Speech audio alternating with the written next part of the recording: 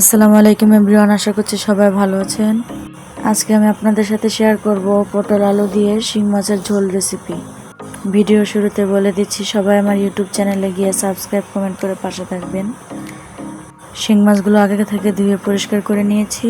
1 চামচ লবণ, 1 চামচ হলুদের গুঁড়া, 1 চামচ মরিচের গুঁড়া দিয়ে ভালোভাবে মাখিয়ে নিয়েছি। মাছগুলো মাখানো হয়ে গেছে।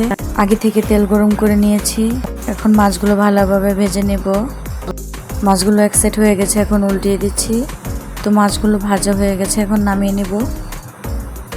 মাছ ভাজার তেলে দিয়ে দিচ্ছি 2টি পেঁয়াজ কুচি। পেঁয়াজগুলো ব্রাউন কালার করে ভেজে নেব। এই তো পেঁয়াজগুলো ভাজা হয়ে গেছে। 1 চামচ আদা বাটা, 1 চামচ রসুন বাটা দিয়ে একটু নেড়েচেড়ে ভেজে নেব। অল্প একটু পানি দিয়ে দিচ্ছি। পরিমাণ মতো লবণ দিয়ে দিচ্ছি। 1 চামচ হলুদের গুঁড়া, 2 চামচ মরিচের গুঁড়া, 1 চামচ ধনিয়ার গুঁড়া দিয়ে ভালোভাবে একটু মশলাটা কষিয়ে নেব। এখানে পটল আর আলু আগে থেকে কেটে ধুয়ে পরিষ্কার করে নিয়েছি। এখন কষানো রাখা মশলার মধ্যে দিয়ে দিচ্ছি। একটু নেড়েচেড়ে ঢাকনা দিয়ে ঢেকে দেব 5 মিনিটের জন্য। 5 মিনিট পর ঢাকনা উঠিয়ে 2টি টমেটো কুচি দিয়ে দিচ্ছি।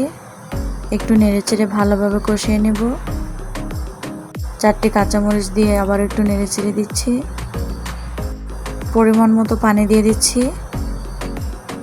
আবার একটু নেড়েচেড়ে দিচ্ছি। এবার ঢাকনা দিয়ে ঢেকে দিব হাই হিটে 5 মিনিটের জন্য। 5 মিনিট পর ঢাকনা উঠিয়ে আবার একটু নেড়েচেড়ে দিচ্ছি।